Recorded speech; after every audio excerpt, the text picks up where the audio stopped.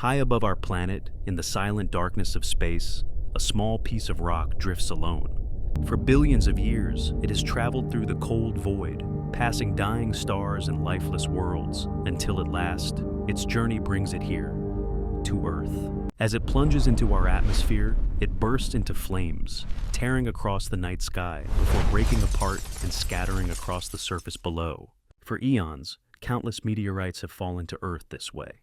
But when scientists opened this one, they found something no one ever expected: all 5 genetic bases, the fundamental building blocks of DNA and RNA, the very code of life, locked inside a rock from space. This discovery, first published in Nature Communications in 2022 and confirmed again in Nature Astronomy in 2025, challenges the most ancient question humanity has ever asked. Where did life begin? If the first letters of life came from the stars, what does that make us? Join us on this journey of discovery. And if you enjoy stories like this, subscribe to our channel and share your thoughts below as we explore one of the greatest mysteries of our existence. For much of the last century, the story of life's origins has been told in a familiar way. According to the traditional view, Earth itself was the cradle of life. Around 4 billion years ago, our young planet was a hostile place, its surface covered by fiery volcanoes, violent storms, and vast oceans filled with nothing but simple chemical compounds. In this harsh, unstable environment, something extraordinary was thought to have happened. Molecules floating in what scientists called the primordial soup somehow combined and gave rise to the first self-replicating structures, the ancestors of all life that would one day walk, swim, and fly across this planet.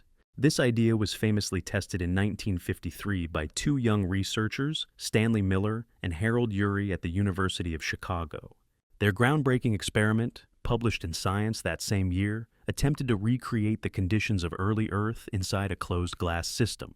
By mixing water, methane, ammonia, and hydrogen, gases believed to be present in Earth's ancient atmosphere, and then striking the mixture with controlled electric sparks to simulate lightning, Miller and Urey waited to see what would form. After just a few days, they discovered something remarkable. Amino acids, the essential building blocks of proteins, had appeared spontaneously. This was a turning point in science. For decades, the experiment was celebrated as proof that life's ingredients could emerge naturally on a young planet without any need for outside influence. Yet, even as this theory became widely accepted, questions remained. While Miller and Urey had shown how amino acids might form, they did not produce the critical genetic bases required for DNA and RNA, especially the fragile ones like cytosine and thymine. Without these, the very letters of life's code, the origin story remained incomplete. And so, for years, scientists continued to search for answers. Could Earth alone have generated everything needed for life? Or was there another piece of the puzzle still missing, waiting to be found? Perhaps not on Earth at all, but somewhere far beyond our skies. For decades, scientists tried to piece together the puzzle of life's origins using evidence found here on Earth. But one key question remains stubbornly unanswered. Where did the genetic code itself come from?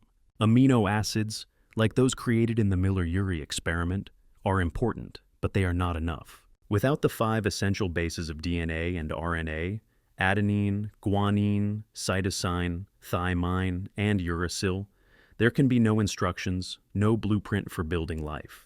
For many years, fragments of this puzzle had been discovered in meteorites. As far back as the 1960s, scientists identified adenine and guanine in space rocks like the famous Murchison meteorite, which fell in Australia in 1969. These findings hinted at a cosmic connection, suggesting that some ingredients for life could be delivered to Earth from beyond our planet. But 2 critical bases, cytosine and thymine, remained missing. They are extremely fragile and tend to break down under harsh conditions, leading many to wonder if they could ever survive in the cold, radiation-filled environment of space, or the fiery descent through Earth's atmosphere. Then, in April 2022, everything changed. A landmark paper published in Nature Communications described a breakthrough that would rewrite this chapter of science. The study was led by Professor Yasuhiro Oba from Hokkaido University in Japan, working closely with Daniel P. Glavin and Jason P. Dworkin at NASA's Goddard Space Flight Center, along with Yoshinori Takano from JAMSTEC, Japan Agency for Marine Earth Science and Technology, and Hiroshi Naraoka from Kyushu University. Using a newly developed ultra-gentle extraction method with cold, pure water, the team carefully analyzed samples from 3 well-known carbon-rich meteorites: the Murchison meteorite from Australia, the Murray meteorite from the United States, and the Tagish Lake meteorite from Canada.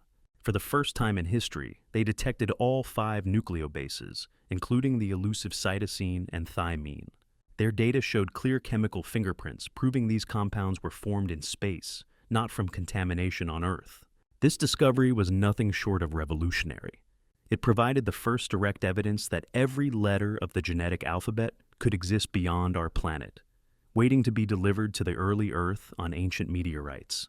Yet even as the scientific community absorbed this shocking result, another mission was already on its way home, carrying pristine samples from a distant world. And what those samples revealed would take this story even further and bring us one step closer to answering the ultimate question: are we, in some sense, made of stardust? The discovery of all 5 genetic bases in meteorites was extraordinary, but the scientists behind it knew that a claim this bold required absolute precision. For decades, researchers had faced a frustrating challenge: how to detect delicate organic molecules that break apart so easily. Traditional methods relied on using hot acids or aggressive chemicals to extract compounds from meteorite samples. While effective at breaking the rock apart, these techniques often destroyed the very molecules scientists were looking for, especially cytosine and thymine, the 2 most fragile genetic bases. As a result, earlier studies could confirm adenine and guanine, and sometimes uracil, but the full set of 5 remained elusive. Professor Yasuhiro Oba and his team at Hokkaido University decided to take a different approach. Instead of forcing the meteorites to give up their secrets with heat and acid, they developed a gentle extraction technique using cold, ultra-pure water. This process was painstakingly slow. Each meteorite fragment was carefully powdered inside a sterile, clean room environment to prevent contamination. The powdered samples were then soaked and rinsed repeatedly, like tea leaves steeping in perfectly pure water, allowing the fragile molecules to dissolve without being destroyed. Once the solution was prepared, the team used 2 advanced analytical tools. The first, high-performance liquid chromatography, HPLC, separated the molecules based on their chemical properties, allowing scientists to isolate even trace amounts of nucleobases. The second, electrospray ionization high-resolution mass spectrometry, ESI-HRMS, measured the mass and structure of these molecules with astonishing precision. Together, these instruments acted like a molecular detective team, identifying each compound down to its unique chemical fingerprint. It was during this process that the breakthrough occurred. As the results came in, Oba and his colleagues saw peaks on their readouts they had never seen before, the unmistakable signatures of cytosine and thymine. For the first time, they could prove these fragile genetic bases were present, and they could rule out contamination by analyzing the isotopic ratios of carbon and nitrogen. The ratios matched what would be expected from compounds formed in space, not from life on Earth.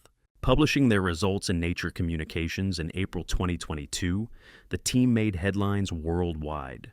Dr. Daniel P.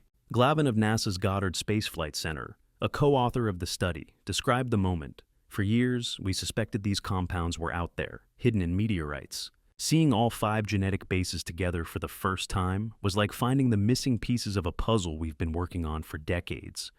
But even as this paper was being celebrated, another mission was preparing to test these findings in a way never before possible. Far from Earth, NASA's OSIRIS-REx spacecraft had been orbiting a near-Earth asteroid named Bennu. Launched in 2016, OSIRIS-REx was designed to collect pristine samples untouched by Earth's environment, material that had remained frozen in time since the very birth of the solar system. In 2020, the spacecraft descended to Bennu's surface and carefully scooped up dust and small rocks. These precious samples were sealed in a special container and, after a 3-year journey home, landed safely in the Utah desert in September 2023.